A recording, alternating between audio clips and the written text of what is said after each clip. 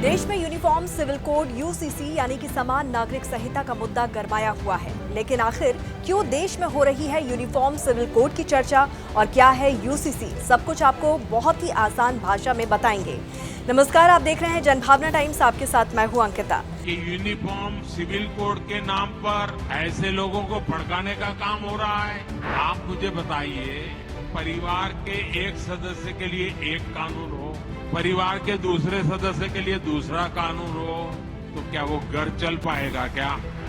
भारत की डाइवर्सिटी को, प्लुरलिज्म को एक प्रॉब्लम समझते हैं। उनकी जो राजनीति है वो ध्रुवीकरण की राजनीति है। दरअसल यूनिफॉर्म सिविल कोड की चर्चा प्रधानमंत्री नरेंद्र मोदी के भोपाल में दिए गए बयान के बाद से शुरू हुई।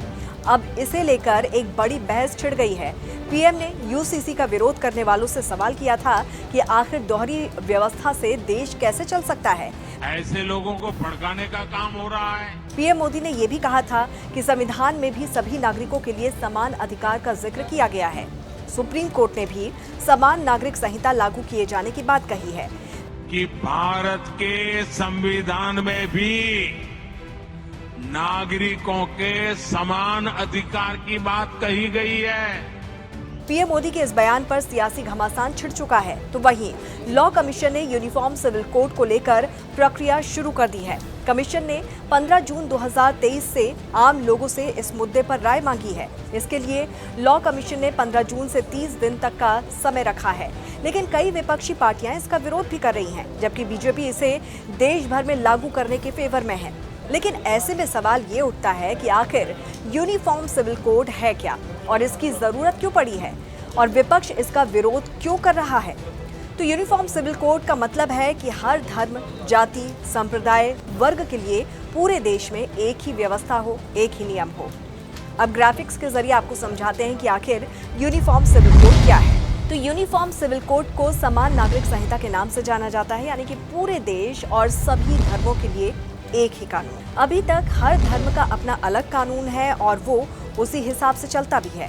शादी, तलाक और जमीन जायदाद, बच्चे की कस्टडी से जुड़े विवाद भी अलग अलग धर्मों के पर्सनल लॉ के हिसाब से ही निपटाए जाते रहे हैं। मुस्लिम, ईसाई और पारसी समुदाय के अपने पर्सनल लॉ हैं, जबकि हिंदू सिविल लॉ के तहत हिंदू, सिख, जैन और बौद्ध आते हैं। और अगर देश में समान नागरिक संहिता लागू की जाती है तो जो कानून हिंदुओं के लिए होगा वही कानून मुस्लिम और ईसाइयों के लिए भी एक समान होगा। भारतीय संविधान में समान नागरिक संहिता का प्रावधान है। संविधान के अनुच्छेद 44 में सभी नागरिकों के लिए समान कानून लागू करने का दायित्व सरकार का बताया गया है। यूनिफॉर्म सिविल कोड लागू होने से कई बदलाव देखने को मिलेंगे। उदाहरण के तौर पर अभी हिंदू बिना तलाक लिए दूसरी शादी नहीं कर सकते, जबकि मुस्लिम धर्म में सशर्त 3 शादियां करने की इजाजत है। लेकिन यूनिफॉर्म सिविल कोड के आने से सभी के लिए बराबर कानून होगा। हालांकि भारत में फिलहाल सभी नागरिकों के लिए समान आपराधिक दंड संहिता है, जिसे इंडियन पीनल कोड कहा जाता है। और अगर देश में यूनिफॉर्म सिविल कोड लागू होता है तो उससे कई बदलाव आएंगे और क्या बदलाव होंगे वो इस तरह से हैं। तो यूनिफॉर्म सिविल कोड से क्या कुछ बदलेगा आपको बता देते हैं। एक से ज्यादा शादी पर रोक लगेगी, पति पत्नी को तलाक का समान अधिकार होगा, पति पत्नी में विवाद होने पर बच्चों की कस्टडी दादा दादी या नाना नानी को मिलेगी, बेटा बेटी को बराबर का उत्तराधिकार मिलेगा, मुस्लिम महिलाओं को मिलेगा बच्चा गोद लेने का अधिकार, हलाला और इद्दत से छुटकारा मिलेगा, लिव इन में रहने वालों को देनी होगी डिक्लेरेशन, सभी धर्मों के पर्सनल लॉ खत्म हो जाएंगे। तो ये तमाम बदलाव देखने को मिलेंगे। लेकिन इन सब के बीच देश के तमाम मुस्लिम संगठन समान नागरिक संहिता का विरोध कर रहे हैं। इन संगठनों का कहना है कि यूनिफॉर्म सिविल कोड सीधे इस्लाम और शरीयत में हस्तक्षेप है, जिसे वो बर्दाश्त नहीं करेंगे।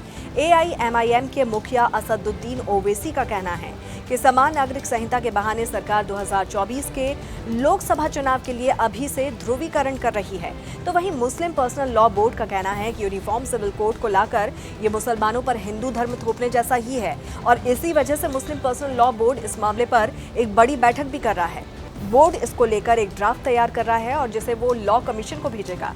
बताया ये जा रहा है कि मुस्लिम पर्सनल लॉ बोर्ड इस ड्राफ्ट में शरीयत के जरूरी हिस्सों का जिक्र ड्राफ्ट में करेगा। यूसीसी का विरोध करने वाले मुस्लिम धर्मगुरुओं का मानना है कि यूसीसी की वजह से मुस्लिम पर्सनल लॉ बोर्ड का वजूद खतरे में पड़ जाएगा, जो सीधे तौर पर मुसलमानों के अधिकारों का हनन है।